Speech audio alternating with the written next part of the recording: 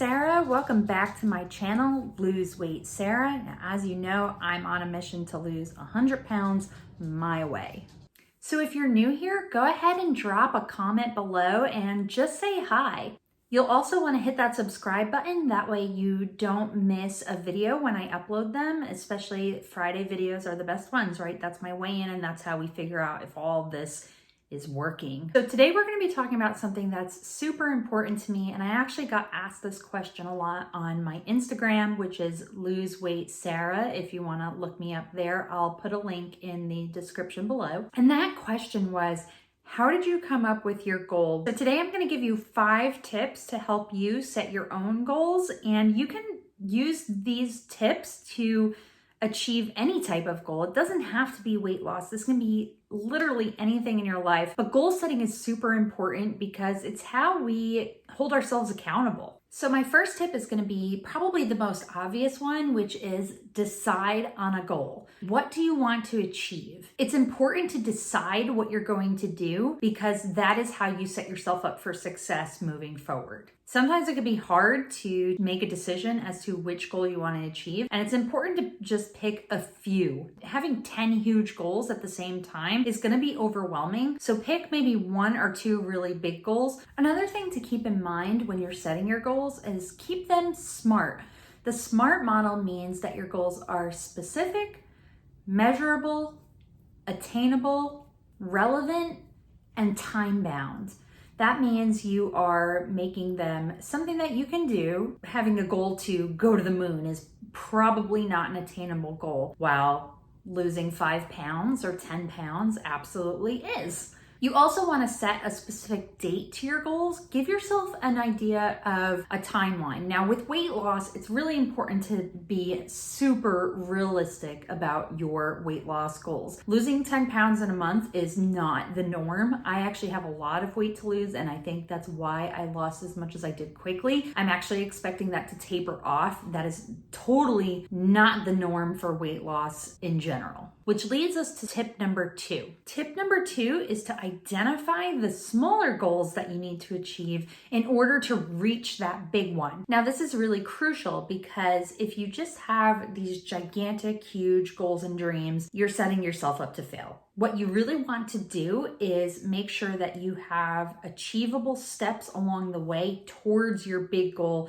that you can kind of check off your list. Now, I don't know about you guys, but I like having a list. I like having something to check off. So what I actually do is use a goal chart to track those smaller goals, which leads us right into tip number 3. So tip number 3 is to actually write down your goals and then write down those smaller steps. So as I mentioned, I like a goal chart. So let me pull mine up on the screen here. So this is my goal chart, and you can see on the right-hand side that I've got my ultimate goal, right? That's 100 pounds. Well, what do I need to do to achieve that goal? As you can see, I've broken it down into 10-pound segments. So I have to lose 10 pounds 10 times in order to reach my ultimate goal. Being able to lose 10 pounds 10 times is a lot easier and sounds a lot less stressful than having to lose 100 pounds all at once. And as you know, if you've been following along, I've already reached that very first goal, which was losing the first 10 pounds. I achieved that on April 24th, which was super, super exciting for me. And being able to fill in the date on my goal chart was just such an awesome feeling of accomplishment.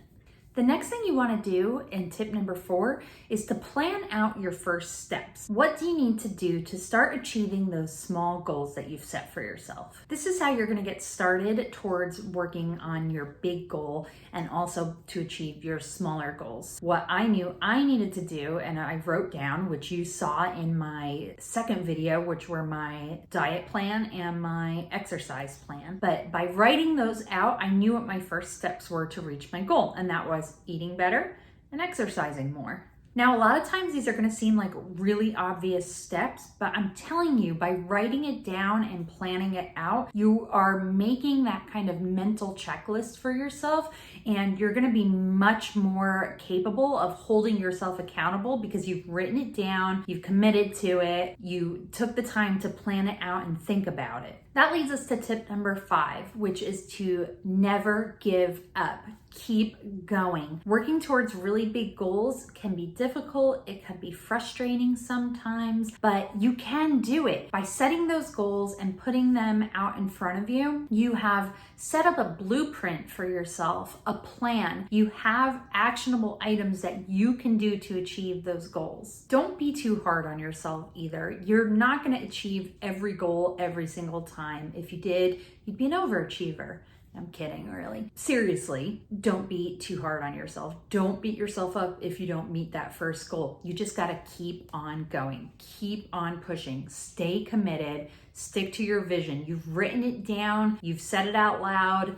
You know what you need to do. Now just do it and stick to it. Go ahead and drop me a comment below and let me know what your goals are. I keep saying this over and over in every video, but accountability is so important. That's really the main reason I created this YouTube channel, was to hold myself accountable and help others do the same. If you're new here, I've got some suggested videos for you. Definitely check those out, where I cover my diet and exercise plan and really what got me started on this crazy journey in the first place. Go ahead and check those out. Until next time, I'll see you real soon.